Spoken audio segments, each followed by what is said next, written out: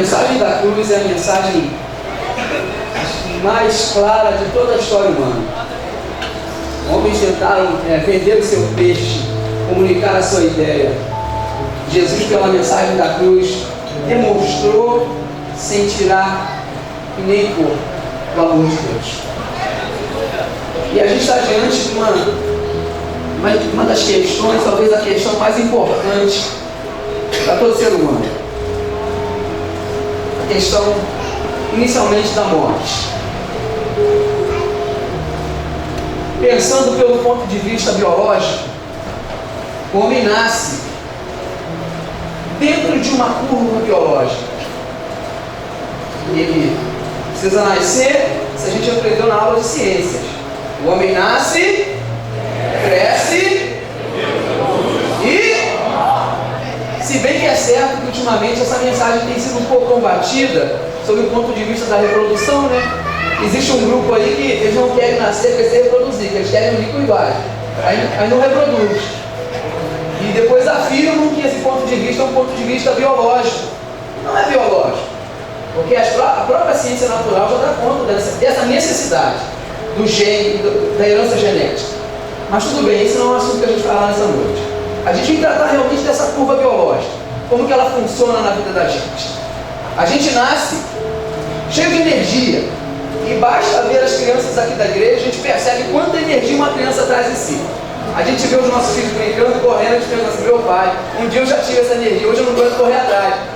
Miguel, se eu largar a mãozinha dele, Miguel despinguela numa reta e tem que correr, senão ele vai embora. Eu fui ali na biblioteca pegar um controle remoto, eu larguei a mão dele, um instante já estava no meio do pátio. Então é assim, a criança nasce com esse potencial de energia, mas à medida que o tempo vai passando, essa energia ela vai se desgastando, ela vai indo embora.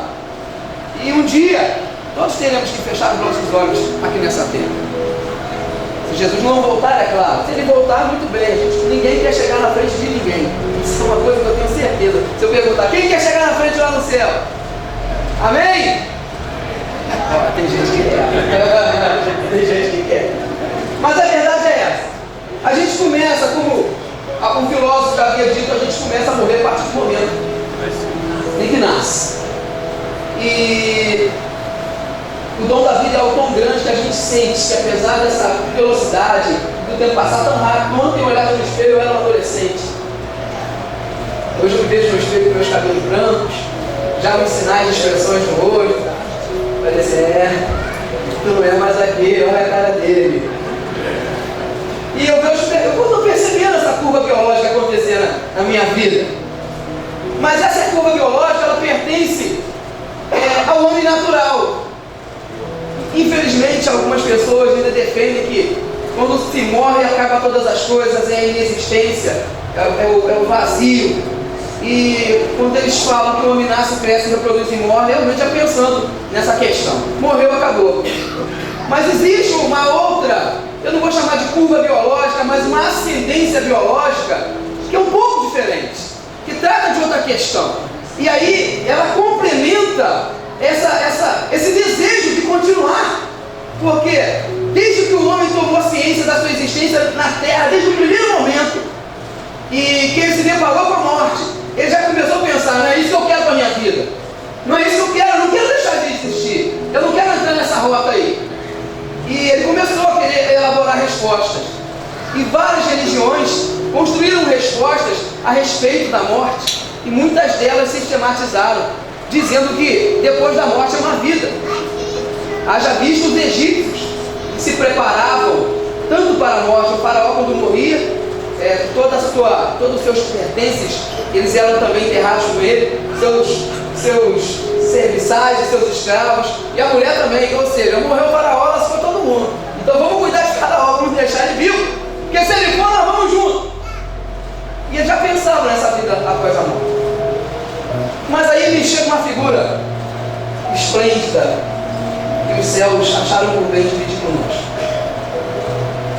E com todo o poder, com toda a glória que ele tinha no local que ele habitava, sem nenhuma carência, ele sentiu vontade de dar uma resposta, não para um sistema religioso, mas uma resposta para um ser humano que pergunta: como é que vai ser depois?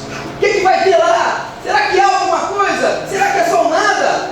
E ele vem e vive a melhor vida que um ser humano poderia viver. Uma vida que por onde Jesus passa, suas pegadas vão deixando o sinal e os sinais do seu amor.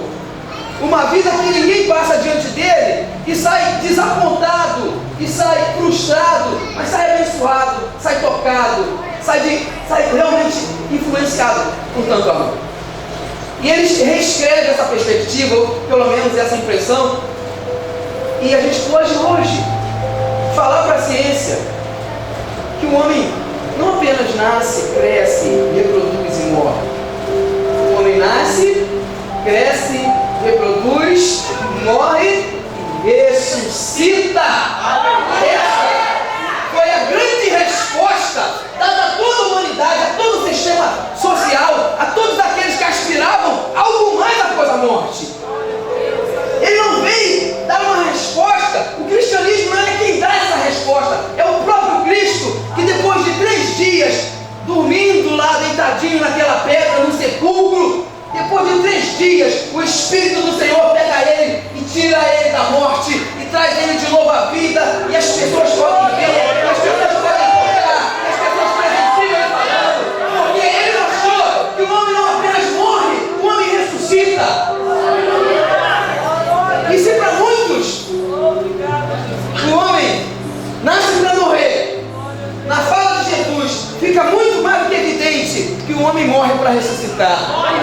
O homem, ele tem uma destinação, ele tem um futuro, e que a morte não é o empecilho maior. O empecilho maior é a vontade de participar dessa vida que torna possível a ressurreição.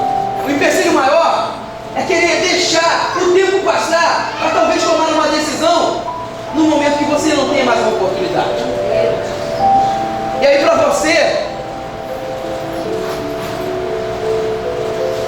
morte seja de fato um morrer.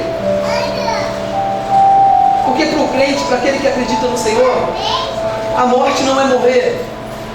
Porque o apóstolo Paulo, em 2 Coríntios 4,16, ele diz o seguinte: ainda que o nosso homem interior esteja corrompendo, esteja consumindo, o nosso homem interior se renova de dia em dia. Eu posso olhar para o espelho e ver minha pele acionada pelo tempo, tocada e afetada pelo tempo, mas eu sinto dentro de mim que eu estou nascendo cada dia mais um pouquinho, e que o dia que a morte chegar, eu nasço definitivamente.